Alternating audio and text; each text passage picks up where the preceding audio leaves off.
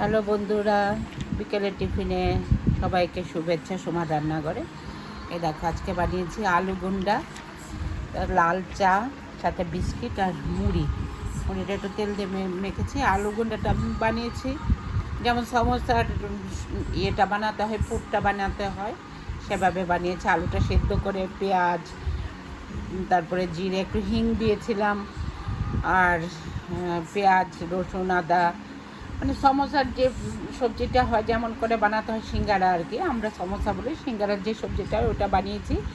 বানিয়ে তারপরে এটার উপরে এটা বেসন দিয়ে কোট করতে হয় আলুটাকে। এটাকে আমাদের এখানে আলু গুন্ডা বলে।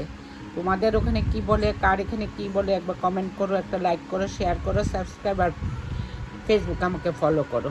কেমন হয়েছে আজকের টিফিনটা? আমাদের এখানে খুব বৃষ্টি হচ্ছে, বৃষ্টির সন্ধ্যাতে টিফিনটা জমে যাবে সবার জন্য। একবার তোমরাও করে দেখো আলু গুন্ডাটা।